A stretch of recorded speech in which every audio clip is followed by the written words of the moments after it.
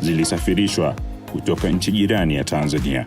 Ripoti ya mapitio ya sekta ndogo ya mchele yaliyofanywa na benki ya Equity inabainisha kwamba ufadhili wa kifedha kwenye mnyororo mzima wa thamani wa mpunga si tu kwamba utaongeza uzalishaji, lakini pia utaongeza kipato cha wadau na hatimaye kubadilisha kabisa maisha na riziki zao.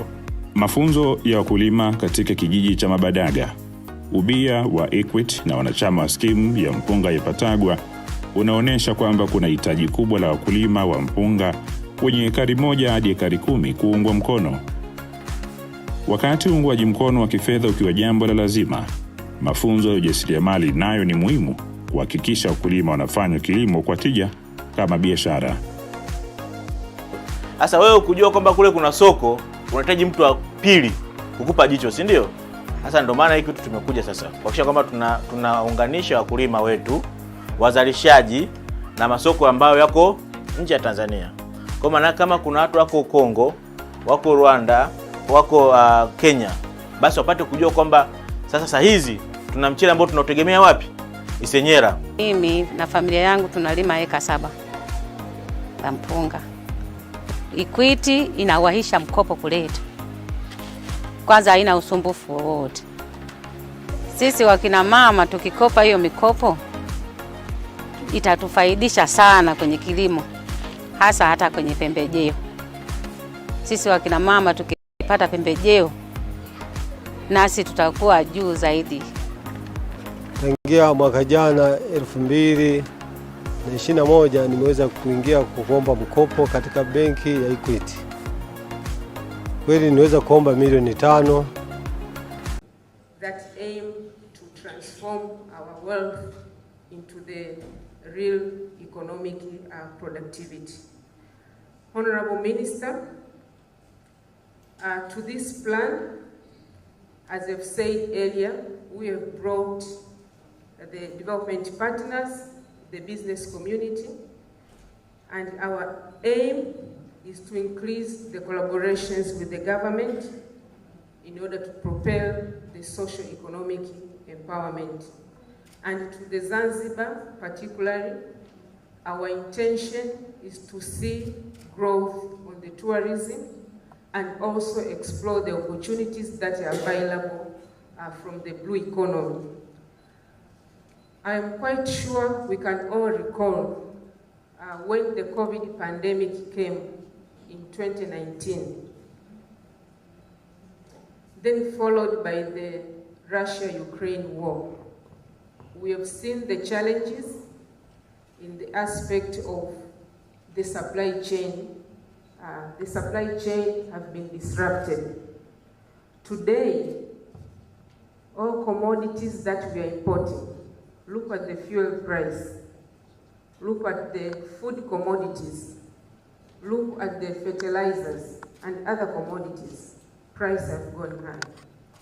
But it takes a couple of months to import commodities from China, other Asian countries, Europe and America. So what this tells us? It tells us that this is not a challenge. This is an opportunity. It's an opportunity for the Africa to recover and become resilient. We have all the resources that can be converted to the commodities. So, as we brainstorm the challenges that are happening across the globe, because we are not isolated, Equity decided to bring this African Recovery and Resilience Plan, set the strong investment climate to attract investors and invest in Zanzibar. So the delegates kindly take the opportunity of the investment climate that has been created by our dear government of Zanzibar. Honorable Minister, on the Today Forum, we have also prepared the panel discussions that will brought the technical people to speak with the business community, challenge the plan that we are going to present to you and to open our ears and to open our mind to receive the feedback to continue improving. And after that, we want now to go to the ground, execute the plan, and to see the impact into the community of Zanzibar. So, on this forum today, we have also invited the private business community, coming from the private sector, coming from the American Chamber of Commerce, they are here as well. Also to support the African Recovery and Resilience Plan, but also get into the conversation with the business community of Zanzibar. The US delegates as well, they will speak what they've seen for Zanzibar since they arrived yesterday, the purpose of coming to Zanzibar, but most important, at the end of the mission, what will be the takeaway as they go back to US.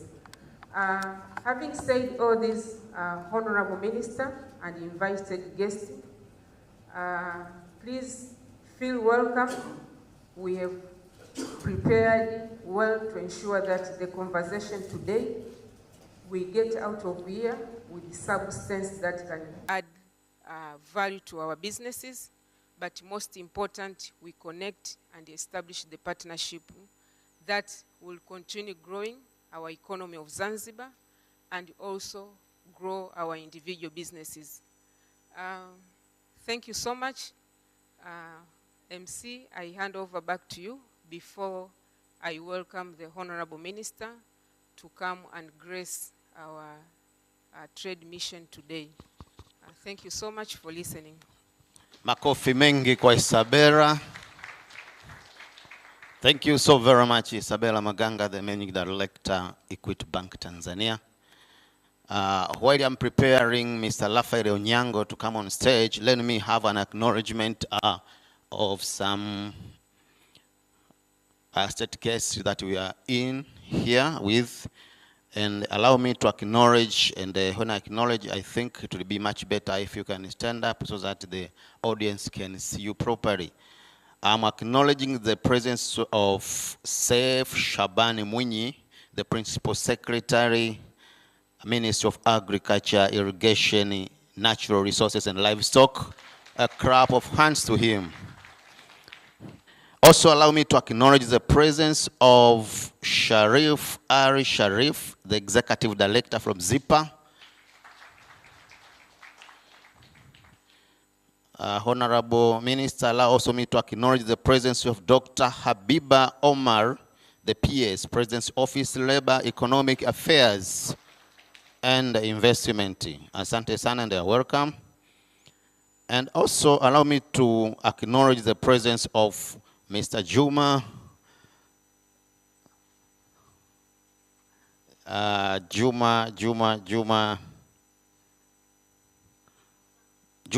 Burhan.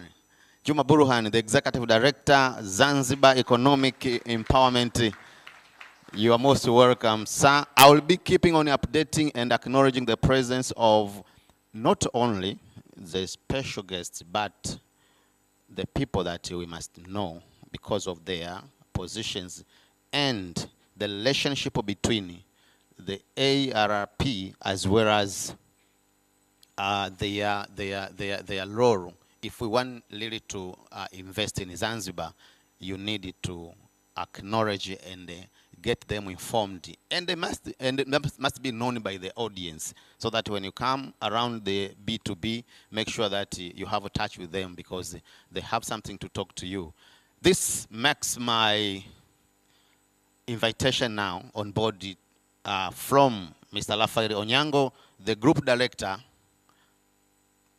Corporate, and he will be taking us through the African Recovery Resilience Plan that has been pinpointed by our Managing Director.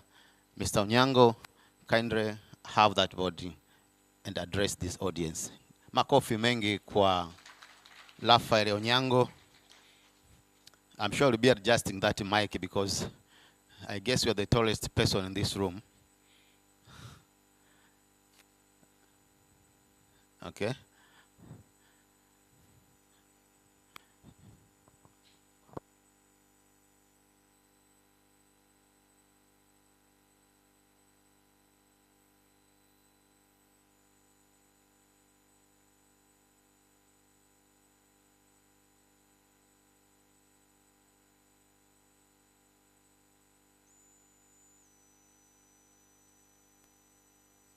Testing.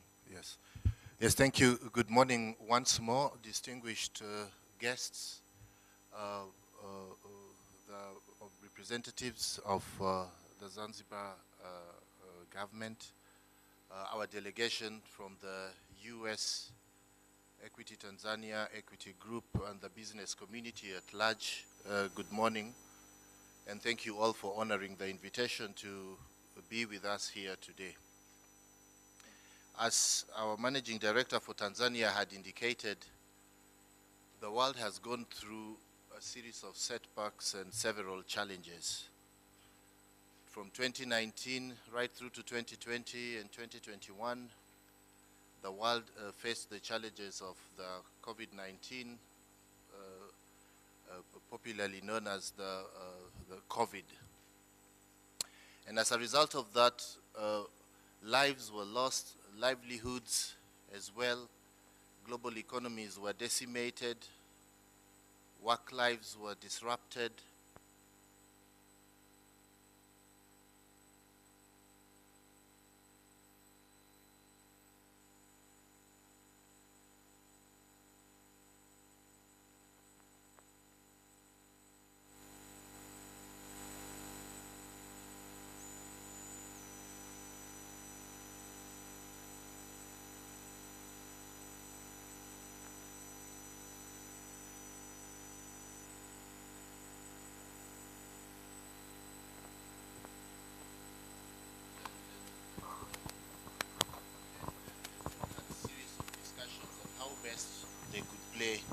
how best they could play a significant role in ensuring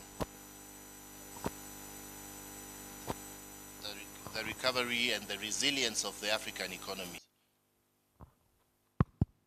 Recovery and resilience of the African economies. And hence, and in the 90s, there was always talk about African renaissance, but at this point in time, because of the decimation of economies, we're talking about recovery, and attached to that is also the resilience, which addresses issues of sustainability, because it's not just rebuilding, but it is ensuring that you do it in a very sustainable way.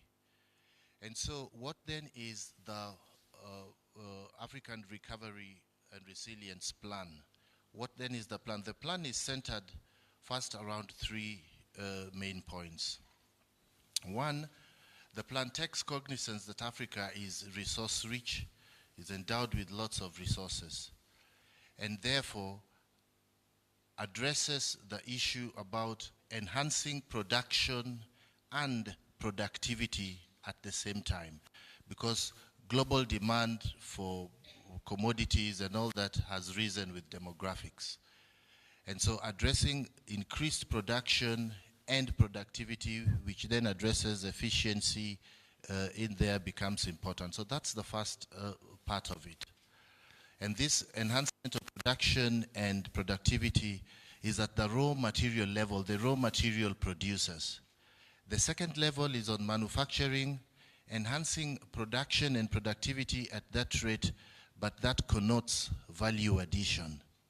And at the third level is for us then to combine both the primary and secondary sectors and connect them with the global supply chains, connect them to the markets globally. So this is comprehensive, and in the sense that it covers production and right through to getting the produce into the market. So it is an end-to-end plan. Now, this plan is underpinned by 6 strategic pillars. The first one is on food, agriculture, and extractives.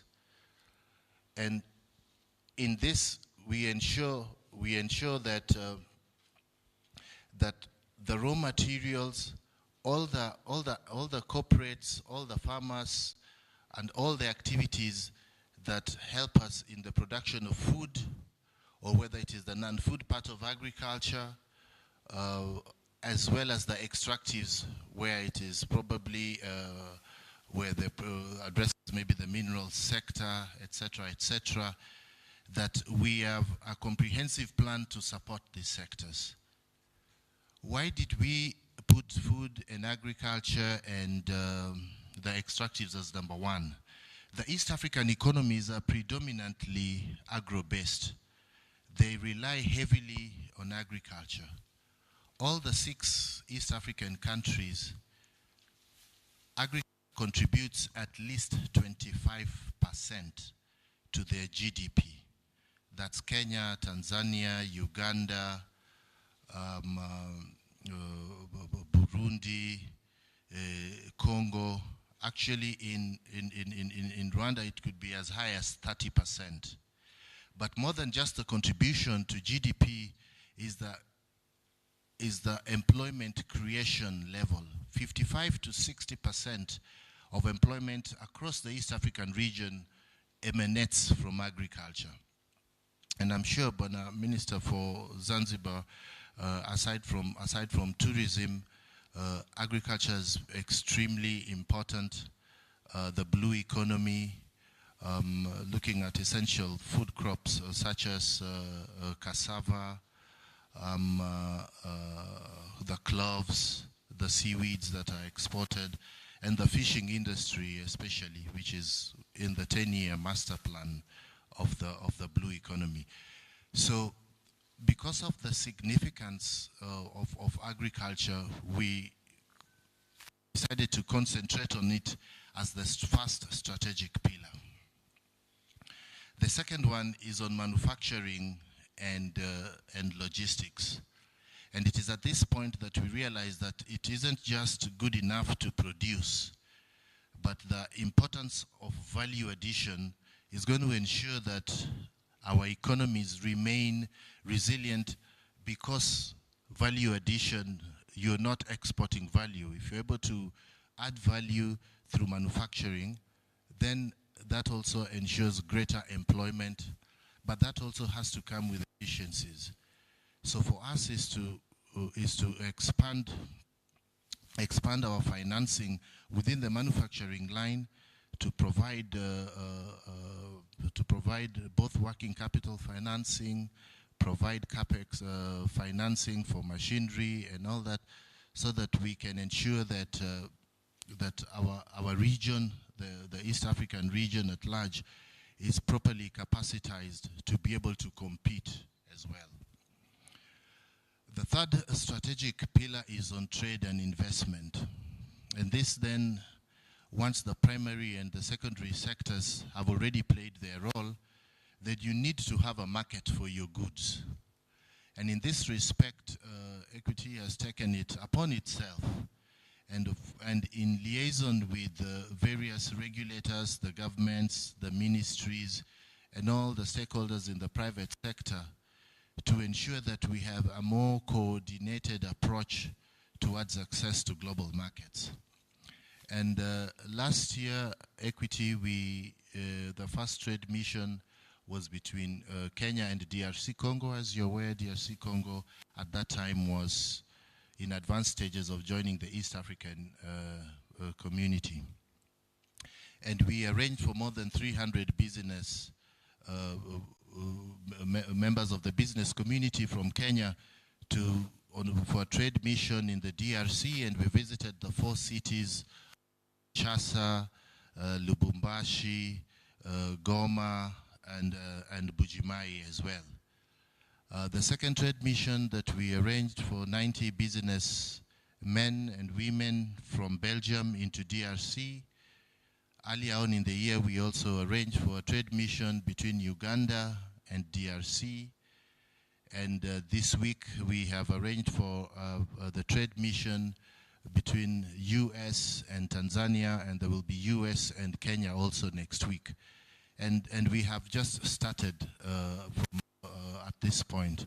But we are going to accelerate this plan so that the Africa and the world experiences a greater level of connectedness, and that through these trade missions, we help to demystify the trading opportunities, the processes, to ensure that the stakeholders are very well connected, understand each other, and are at ease in making their investment decisions.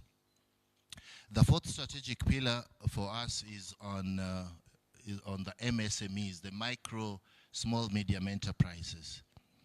We recognize that while corporates involved in the primary sector and the secondary sector, whilst they are operating at that level, there is need also to focus on the value chain of these major corporates. And this is where the MSMEs come into place. And by supporting SMEs, by catalyzing them to be part of the value chain of all these big corporates, we then ensure we are able to touch on literally each and every household. And providing financing, providing training on financial literacy, training on entrepreneurship to many of these SMEs is part of the strategy to help them to be able to make their own contribution at that level, to help them to be able to do businesses sustainably. So programs such as basic bookkeeping, etc., are run by the social engine of equity, which is the foundation. And this then supports all the MSMEs that cuts across all the sectors, whether it is the individual farmers in the rural areas who have organized themselves in cooperative unions, etc.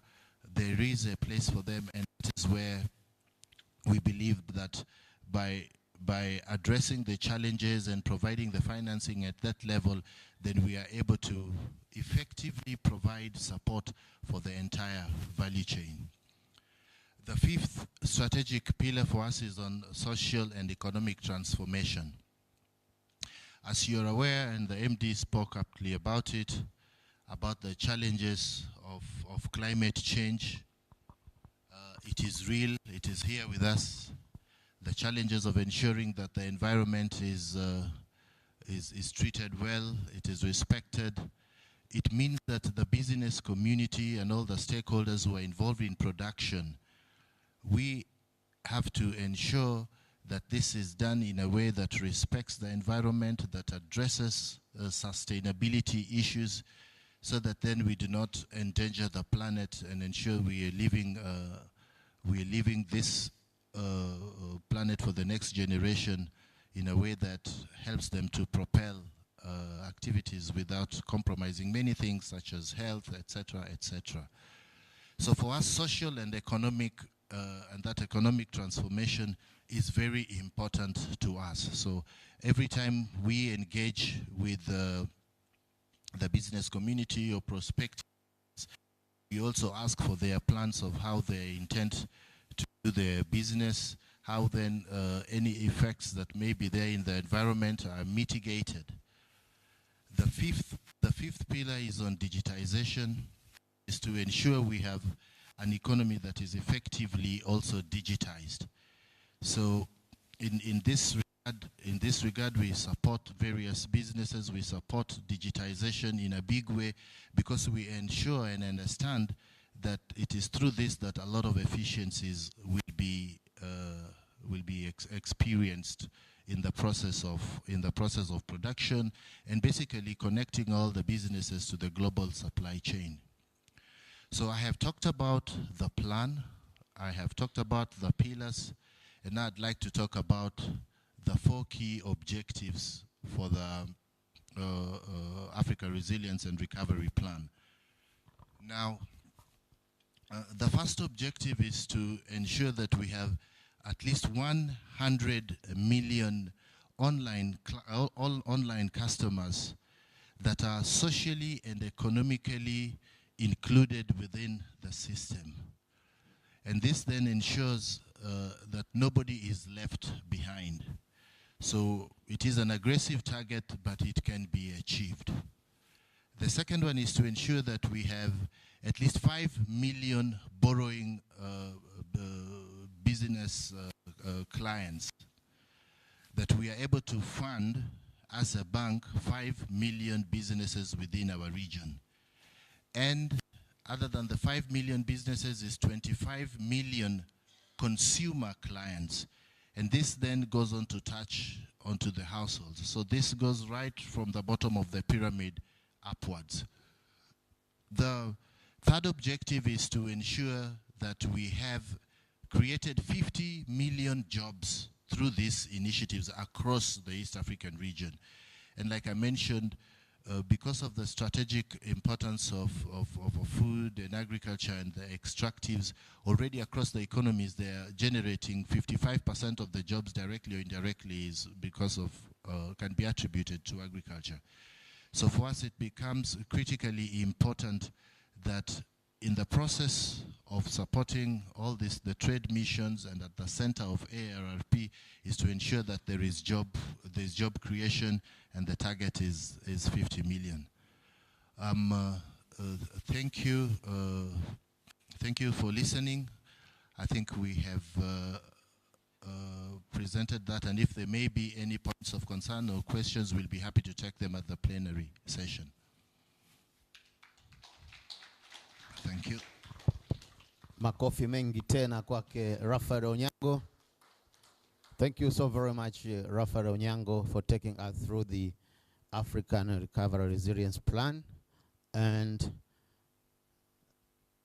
this marks me to where I'm calling on stage. Before I'm calling this this presenter on stage, let me also acknowledge the presence of, this is Hatibu Mwandimi, coming to the President's Office, Labor, Economic Affairs and Investment, the Deputy Principal Secretary. Could you please stand up if you have arrived? Mwadini, yes. Ametoka nje, okay. Sawa. Now, ladies and gentlemen, naona tumekaa muda kidogo, with the exception to the minister. Naomba tu wengine tusimame kidogo kama dakika moja tu hivi. Kule nyuma naona moja kuna tafakari sana, akataka kusinzia kabisa. Yeah, angalau tu mwangalie jirani yako. Just look to your neighbor.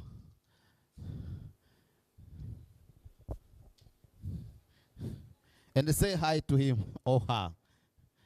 Manake inawezekana hamjasalimiana kabisa.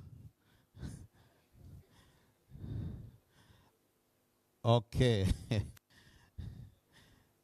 Yeah, now you can get seated. You can get seated, then you proceed.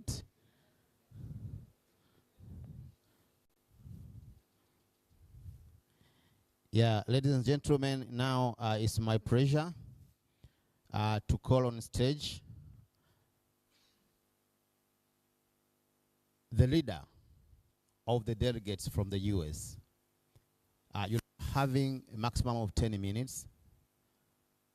Just say why the U.S. delegates are here and what do you want Zanzibar people to do with you. And also we'll be having an opportunity to introduce by name each of the delegates that you have been accompanied with. I'm sure 10 minutes are enough for you. While clapping for Basili Aju on the stage, all the way from the United States of America. Karibu sana.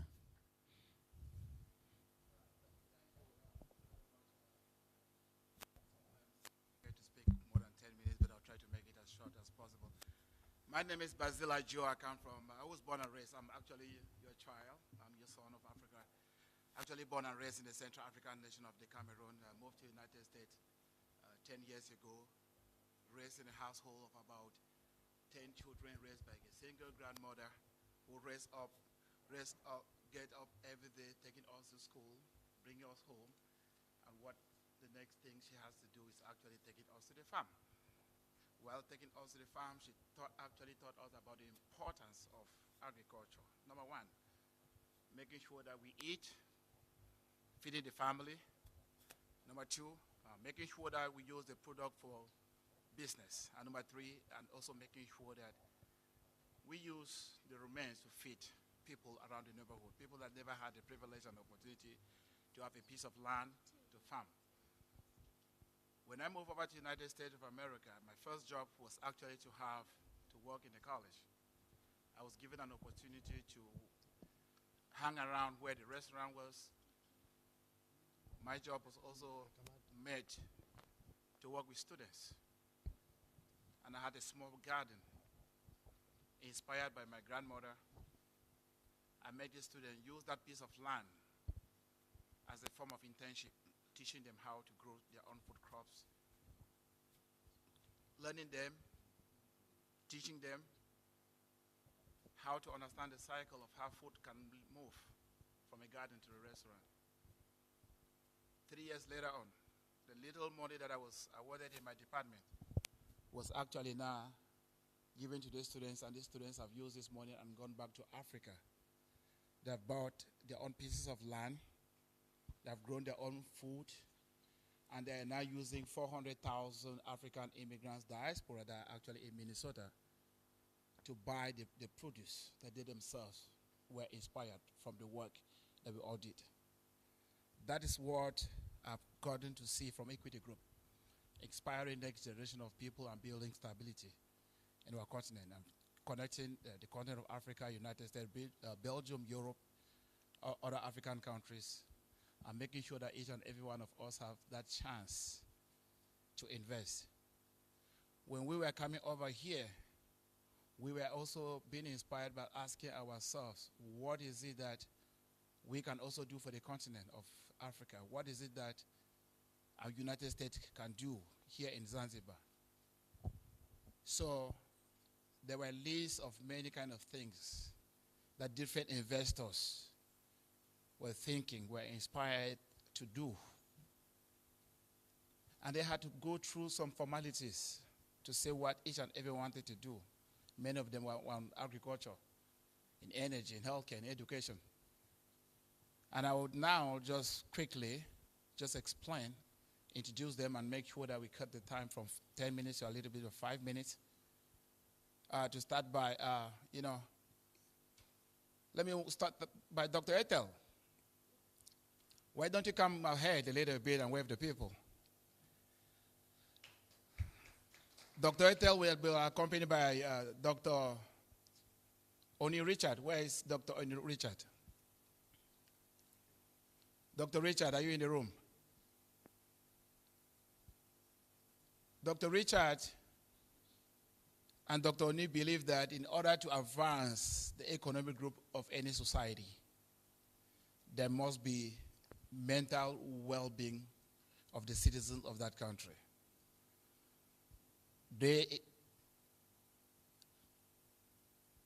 Thank you.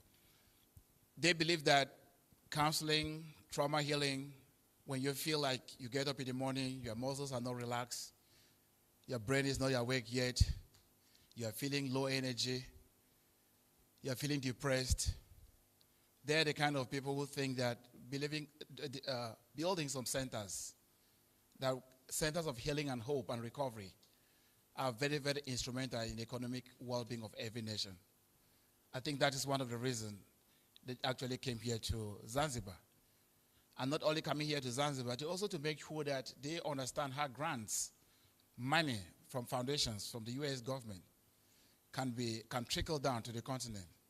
To talk to you guys, if you are in need of those kind of services, they are able to work with you to deliver those kind of services and make sure you get those money and put into a reinvestment in a way that goes back to our children, to our youths, and to the women.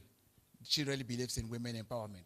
Why don't you sit down a little bit, but before they sit down, why don't you guys just give one hand of applause again, and then let them sit down, and I will introduce our energy person. Dr. Bill, why don't you stand up a little bit? Dr. Bill and I got to know ourselves over a year ago through a global connection with Global Minnesota. And he inspired me so much. And when I see Dr. Bill, I think about the grandmother I just told you how she raised me. were raised in a small household that we could not afford even to buy a candle to read. Or the little amount of money that we could even afford, we could buy kerosene. And we could only read for us. And when we also came back to the continent yesterday, we were doing a walkthrough, and the lights just went off. There can be no prosperity without energy sustainability in the economy.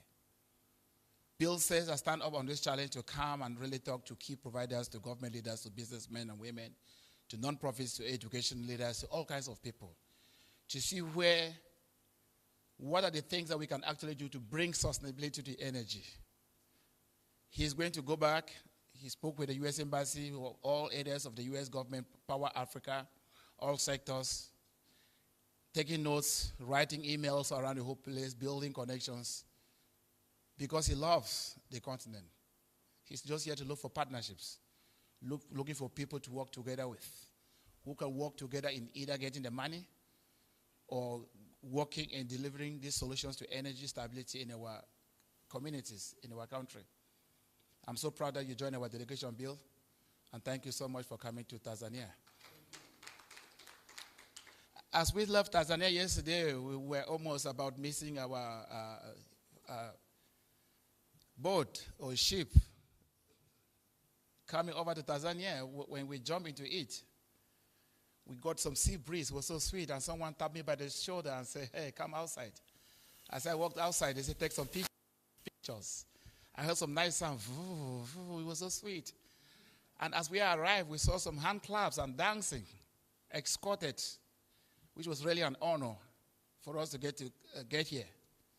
And then when we got here, the first thing we asked about was food. We're hungry. We want to eat. We had wonderful services upstairs, wonderful food.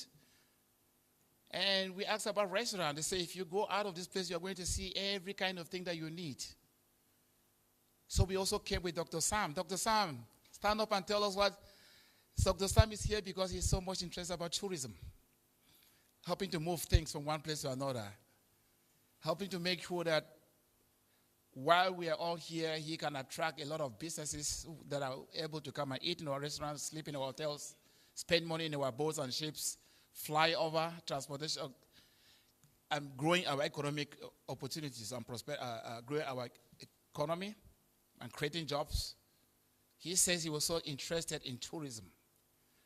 And we're here, and thanks to him. And we are living in a hotel, thanks to people that think like him.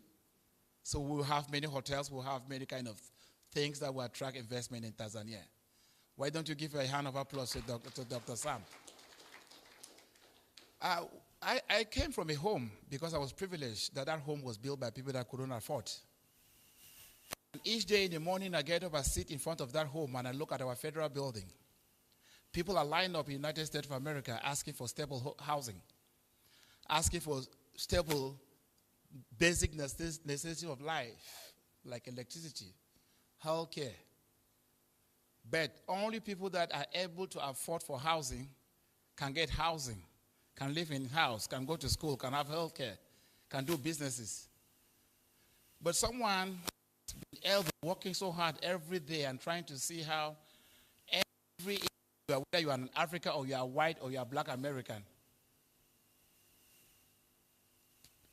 you have the fundamental right to also own a house. She builds homes in Minnesota, and she has successfully done that in the United States as a piece of land. She has actually come here to see if there are those opportunities for housing, development, infrastructural building. And Ms. Jennifer Courier, why don't you stand up, who is the CEO and founder of Amani Trust. If you want to build a house, you want to build anything, building to accommodate you, or hotels or whatever thing, she is that kind of person. She knows how to navigate around the money too as well. And thank you so much for coming. And thank you so much. Without you, many Africans like me will not have homes back at home. And thank you so much. There is another, I talk every moment, I think of my grandmother, who is a woman. Without woman's well-being, without woman's health, without woman's stability, if you want peace, let a woman be happy, be healthy. No matter where a child is, that woman will be able to fly across just to save a child. She thinks about healthcare for women. She thinks about moving mobile clinics to anywhere you are. She doesn't want to hear that, no. A bus cannot drive from Dar es Salaam to Zanzibar. She can think about flying in a helicopter. She can think about flying on the plane. She can think about moving a mobile clinic that includes everything in the clinic. Consultation room, laboratory room, cardiac center right there, cancer center right there, counseling center right there, mental health center right there, everything healthcare right there. She wanted to offer this kind of opportunity and provide healthcare education to people that actually deserve it in communities that are not able to have this access to healthcare opportunity. Madam Veronique, why don't we give her a hand for her? Where is she? Veronica, you're right there behind the camera. So at this point in time, this was just testing the water. The last few days in Tanzania, in Dar es Salaam, has been wonderful. We are at this point in time working to get over 100 U.S. businesses, the whole of all the 50 states, United States of America, to bring them here to experience what we ourselves have been able to experience. To watch what we all are seeing, experiencing, and they are actually missing this wonderful moment. We will come again. Thank you so much, the staff of Equity, and all the people and all the work they are doing, the government of Zanzibar. Without your support, without your help, I'm not sure we would have really been here. With our joint partnership, we will all advance the economic prosperity and create jobs and build entrepreneurship amongst our community. It's now my time to go. Thank you so much, and I hope I did not use more than 10 minutes. May God bless you. Clap of hands for him. Again, once again, more claps. Ladies and gentlemen, now we are almost to hear about the speech from the minister. But before we do so, let me also acknowledge the presence of Mwana Juma. Mwana Juma, this deputy PS. And allow me also to acknowledge the presence of Rahim M. Barrow, the chairman of the Zanzibar Associations of Tourism Investors. Some, I think you'll have more conversation with it. Okay? Lakini pia tunaye representative from the Commissioner of Zanzibar Revenue Board. Asimame kama yupo. And I've been told that there is a representative from Tanzania Revenue Board. Okay, ladies and gentlemen, now it's my pleasure to welcome our managing director again on the board, who is going now to acknowledge the presence of Dr. Honorable PS, who is going now to be the person who will welcome again the minister for his speech. Welcome.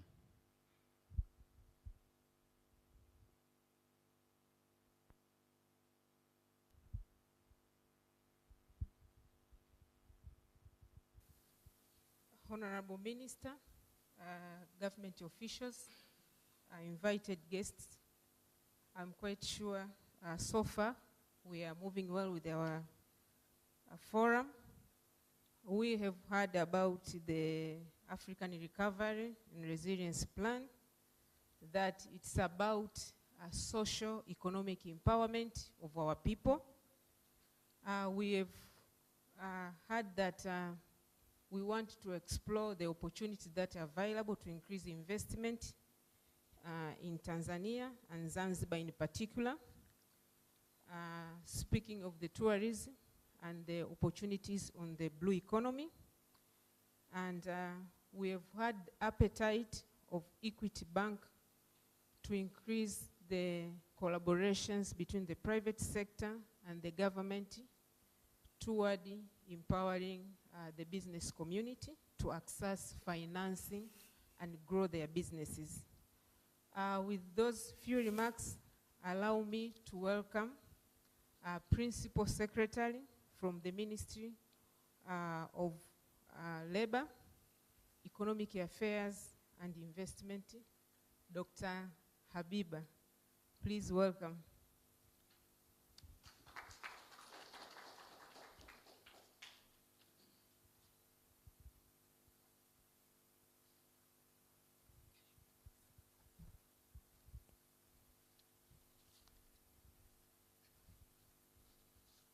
Honorable Minister, State Minister, President, Office, Labor, Economy and Investment, Honorable Modric Ramadan Soraga, Permanent Secretary and Deputy Permanent Secretary present here, different government officials from different institutions and private sectors, Mr. Managing Director, Madam Isabella Maganga, Mr. Rafael Onyango, Equity Group Director, and different delegates from US and Kenya, and Mr. Basil Ajuo, CEO, Ministerial African United, all distinguished guests, Assalamu alaikum. Yeah, my task here is just welcome the guest of honor to come here and give us a speech and officially open this forum. But before that, I would like to take this opportunity to acknowledge the effort made by the Equity Bank to come with this plan of recovering Africa from the resilience of COVID-19.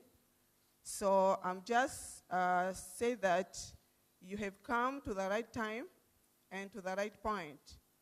Participating with the ZIPA, which is the right point for investment, I think you made a good decision to come with this forum and the 6 pillars that have mentioned by the Managing Director. These 6 pillars mentioned all go together with our plans, Zanzibar Development Plan and Manifesto. As mentioned, from agriculture, manufacturing, trade, and financial inclusion, tourism, all these are going together with our plan of ZADEP and Manifesto. So I hope from this forum we can have a tripartite relationship from our delegates from Equity Bank and from ZIPA or Ministry of Investment as well, because I see also there is a program for empowerment.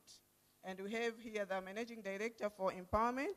I hope this forum will create opportunity for the country to implement the plan have set it through our ZADEP and Manifesto. So I would like also to congratulate ZIPA to see this opportunity and take it on time, because this will enable us now to present what the opportunities we have and also what our priorities for investment to our delegates from US and Kenya. And also it will give us chance also to collaborate with the Equity Bank. I say it again, you came to the right time and the right point, so I'm congratulating you. After saying this, let me take this opportunity to welcome the guest of honor, Honorable State Minister Modric Ramadan Soraga, to come here and say a few words and then officially open this forum. Thank you.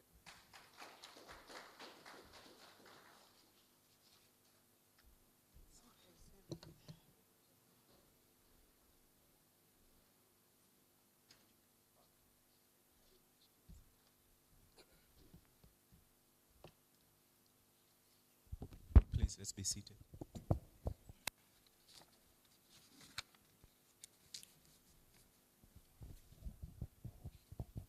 Dr. Habiba Omar, Principal Secretary from the President's Office, Labor, Economy and Investment. Madam Isabella Maganga, the Managing Director of Equity Bank. Mr. Rafael Onyango, Equity Group Director. Mr. Saif Shaban, the Principal Secretary from the Ministry of Agriculture. Mr. Sharif A. Sharif, the Executive Director from the Zanzibar Investment Promotion Authority. Mr. Rahim Balo, the Chairman of the Zanzibar Association of Tourism. Mr. Ali Amor, the Chairman of the Zanzibar Chamber of Commerce, Industry and Agriculture. Mr. Juma Borhan, the Executive Director of the Zanzibar Economic Empowerment Agency. Members of the media, distinguished guests, ladies and gentlemen, Assalamu alaikum. It's an honor to be granted this opportunity to be the guest of honor at this particular event. On the outset, I would like to take this opportunity to, first of all, extend gratitude to the Almighty God for allowing us to gather at this auspicious event this morning, healthy and in very good spirits. On the other hand, I would like to extend our sincerest of gratitude to Equity Bank, who are our hosts for this particular day, for continuing to express their interest of assisting or working together with the government in pursuit of economic prosperity and development and moving our economic agenda for the island. Asanteni sana, Equity Bank.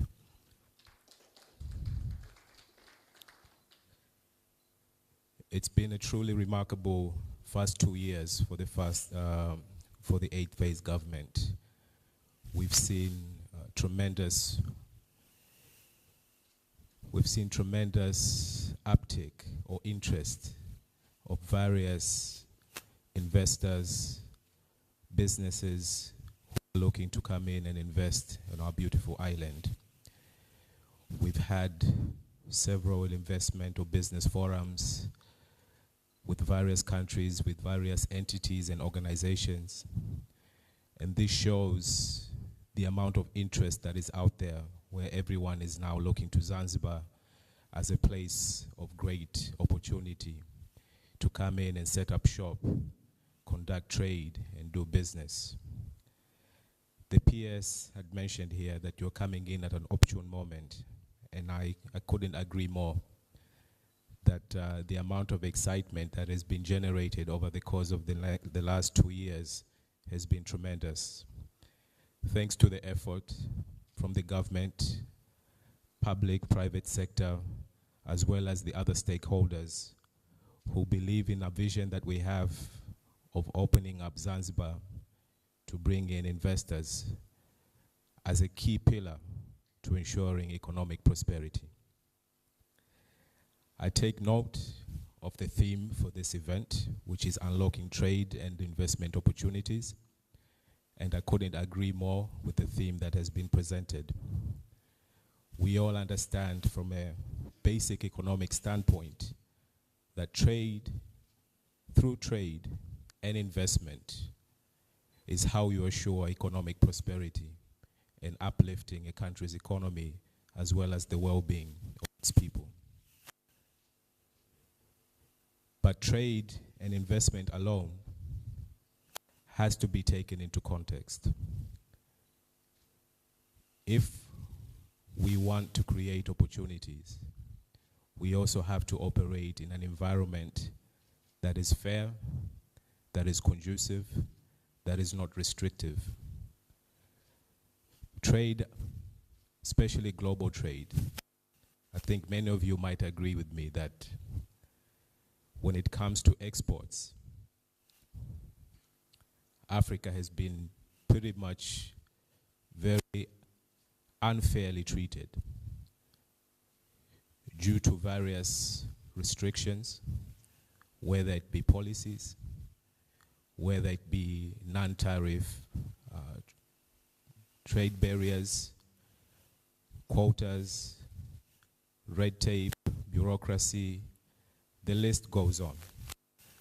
So as we are gathering at this forum, and we are discussing about unlocking trade and investment opportunities, let us also consider some of all of these restrictive measures that have been in place, whether deliberate or as a result of the daily interactions that we're doing within while we are trading, that we address these issues so that we create an equitable environment, provide fair trade practices, and adhere to the principles of a free market economy so that opportunities can trickle down even to the smallest of players. As emerging economies, there are a lot of issues that we have to address. We may not be up to standard on so many issues, but that doesn't mean that we cannot get there. So it is my sincere hope that as we are discussing all of these issues, that we take the broader prevailing environment of what is restricting trade between our two countries, or between Zanzibar, Tanzania mainland, with the US, with Kenya, so that we address these issues in totality and find the right solutions to create equal opportunities for everyone. For Zanzibar, as I'd outlined from my opening remarks, we, like every other part of the globe, were severely affected by the effects of the COVID-19 virus. We've had to shut down several of our operations, tourism being the biggest sector that had been affected as a result of COVID. So we have been on a road to recovery, and we have been able to take a lot of measures to make sure that we have a smooth recovery and re-engage within the global community and continue to uplift our economy, to open up more opportunities within the tourism sector, to diversify our economies through agriculture, through manufacturing, through trade, so that the shocks of the COVID-19 virus do not have an adverse effect because of our dependency on one particular sector. And in doing so, we have undertaken legal reforms as well as policy reforms, which is one of the main reasons why now we have adopted the blue economy as part of the broader agenda to diversify our economic sector and include all these other opportunities that come within the blue economy. So aside from tourism, the blue economy essentially outlines how a country can leverage its marine resources in order for it to be inclusive for everyone as part of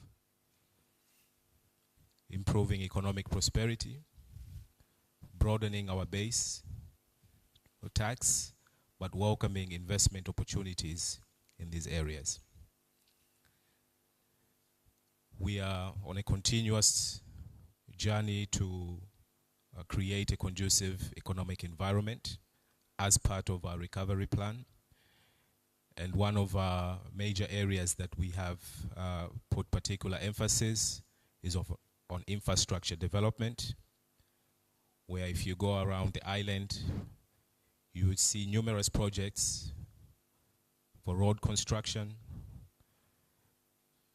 constructions of our airports, construction of our ports, investment in the power infrastructure, and so on and so forth. All of these to create an environment where our investors will have all the services needed in order for them to be able to operate smoothly and as efficiently and cost effectively as possible. So one of our biggest flagship infrastructure projects is the Mwangapwani Port, where we are on very advanced discussions with 3 major entities. And we hope that once that discussion is finalized, that the construction of the port will begin earlier next year. And this is a multi-purpose port where we'll have facilities for container terminals, transshipments, logistic parks, and so on and so forth. But on the other hand,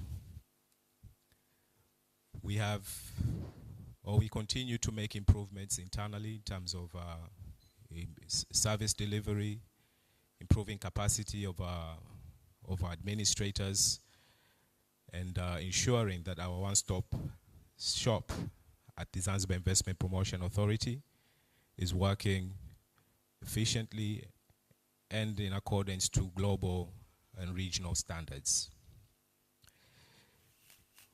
We have been on the road to further promote our brand Zanzibar as a top tourist destination through the Royal Tour. As you are all aware, this was an initiative that was put forth by Her Excellency the President, Mama Samia Suluhu Hassan, in collaboration with President of Zanzibar, Dr. Hussein Ali Mwinyi, as part of the process to bring Tanzania and Zanzibar in particular to the world and highlight all the major tourist attractions that we have. And the effects of the Royal Tour have been enormous. We have seen an uptick in the number of visitors who are coming in to our shores. And this has further opened up our economies because of the efforts that were undertaken by our 2 leaders. And I would like us to provide a round of applause for their efforts.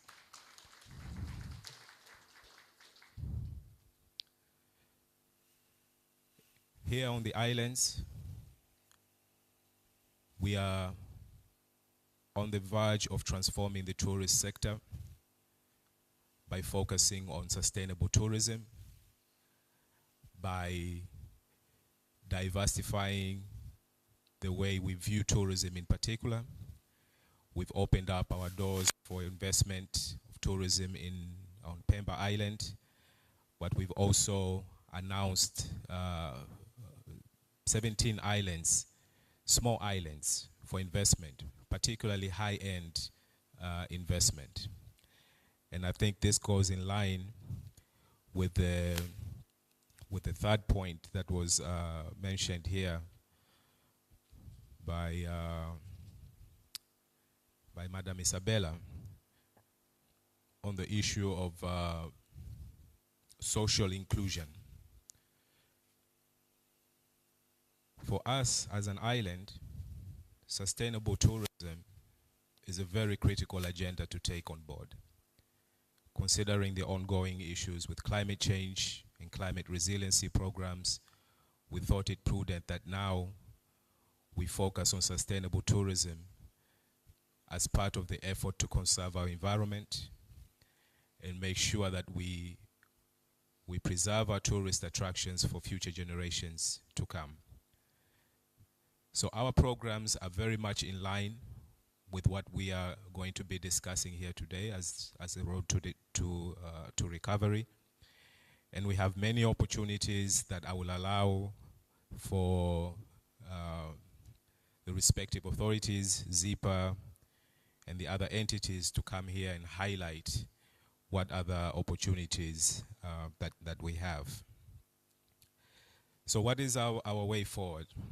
Our way forward is to make sure that we create a conducive business and investment in climate for investors to be able to come in and operate smoothly and as efficiently as possible.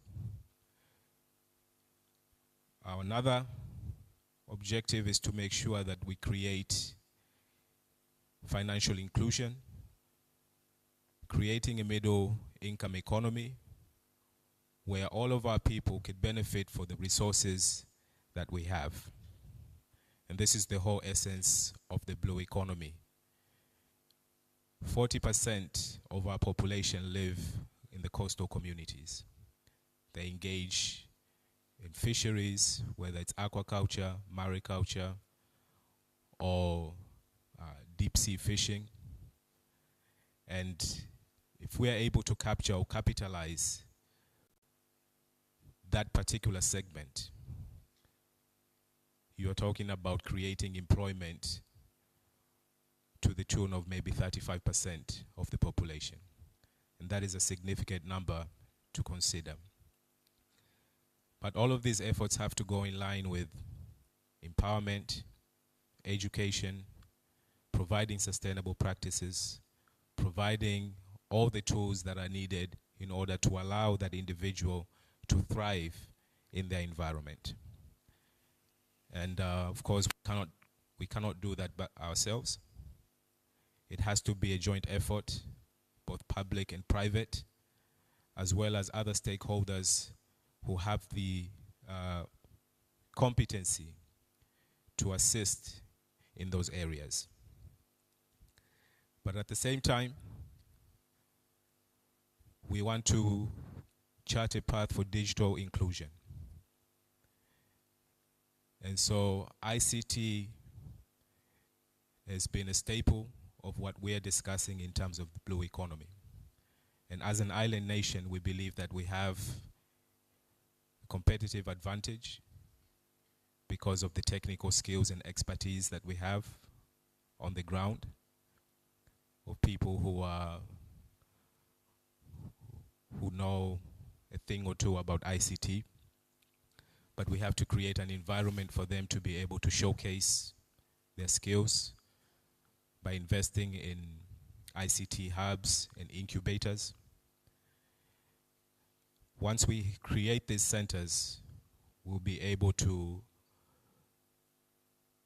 broaden our skill gap or talent pool and put these people to work so that we can bridge the so-called digital divide. Zanzibar, like any other island nation, can learn from the Mauritius, the Singapores, who have succeeded in this area. And a huge part of their GDPs is actually dependent on ICT and financial services. So part of our action plan that we have is to invest or set up a framework for establishing capital markets, stock exchange, offshore banking services, and financial services. If we are able to do this, not only are we able to address economic prosperity for our people, but it will put Zanzibar on the map as a premier destination for not only tourism, but as well as ICT. And I believe that we're capable of doing that because the political will is already there. It is now up to all of us here in this room and through these gatherings and forums to be able to work together towards this common cause that we have.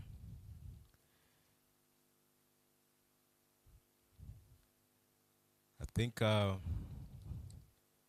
from what I have mentioned, it's sufficient enough to bring in or to highlight the bigger picture of the huge ambition that we have as a government and the reasons of why we want to do this.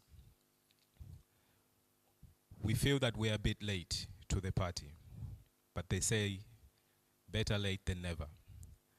So if the journey to recovery has begun, we're sure that long-term prosperity can be achieved through all of these action plans that we have. And from a microeconomic standpoint, I forgot to mention this very important point. From a microeconomic standpoint, economic empowerment for our SMEs is also something that we have given it a crucial importance, which is why we also have an economic empowerment agency whose main task is to ensure that now we are creating an environment for trickle-down economics, which is also a key factor to consider when you want to talk about economic inclusivity. Trickle-down economics, to make sure that everyone across the food chain is included within the economic activities. And I understand that from the panel here, our executive director from the Zanzibar Economic Empowerment Agency will be speaking, and so you'll have an opportunity to hear a lot of the plans that we have from a government standpoint of what we are trying to do to create a middle income economy for our people. On that note, I would like to conclude my remarks by once again extending my sincerest of gratitude to Equity Bank and their partners, the delegation from the US, from Kenya, Karibuni sana in Zanzibar. Zanzibar has always been hospitable. We have a long history of welcoming visitors from across the world. Our doors have been open since the 15th century, from Portuguese sailors to Arabs, to Indians, Asians. So we are a melting pot of different cultures. And we feel that our biggest strength actually comes from our diversity. And we pride ourselves from that. So we want you all to feel welcome. You have come at the right place. And I wish you all a very pleasant stay. And I hope that once we conclude this particular event, that all of you will feel the need now to relocate, whether it's your businesses, establishing trade relations, opening up your wallets and bringing the cash to the islands so that we can be together on this journey of creating economic prosperity for our people. Karibuni sana. And on that note, I would like to declare now that we have officially opened the event. Asanteni. Makofi mengi kwa Mheshimiwa Waziri. Mheshimiwa Waziri, naomba usishuke kwenye stage. Naomba usishuke kwenye stage wakati tunamleta Isabella Maganga aweze kukabidhi zawadi ambayo ndani yake kuna vitabu vya African Resilience Recovery Plan, na hii plani ni open strategy. Unaweza ukaona namna gani Equity Bank ni kubwa. It is an open strategy. So it's a bigger than anything. That's why I want to share. So you can see now our managing director is now handing over the strategy, African Recovery and Resilience Plan. It can be extracted by any kind of financial institution, the government, and the like. And we are very ready to partner with anyone who is ready to extract anything that is within the recovery. Thank you so very much, Mr. Minister. Yeah, they are giving each other some few remarks on what is in the book. Now, vitabu, this book has been put into your bag. You can read at your own time. And feel free to share with your partner or your investment partner from any corner of this world. Thank you so very much. Makofi mengi kwao tena.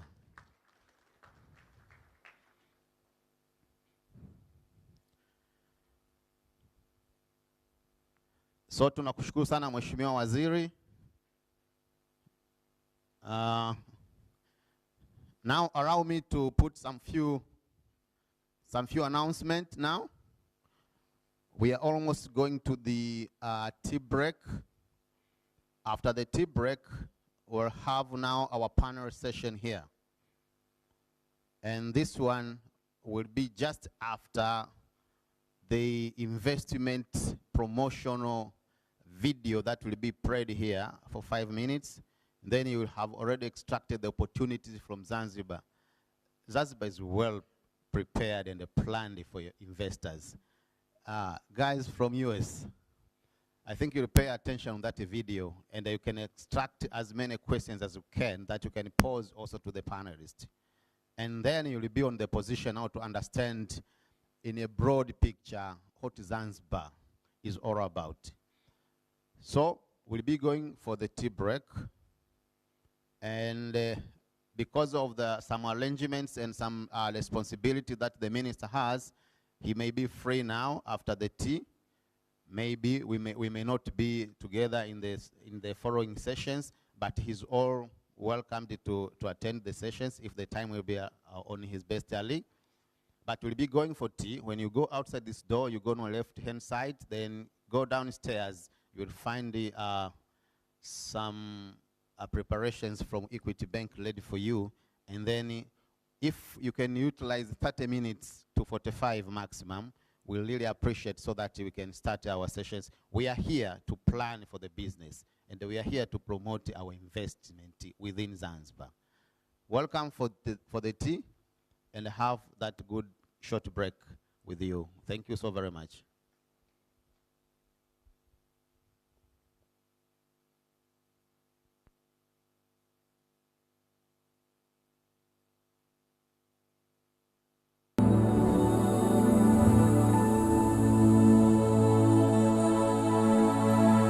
Every day, over 15 million members are transforming Africa.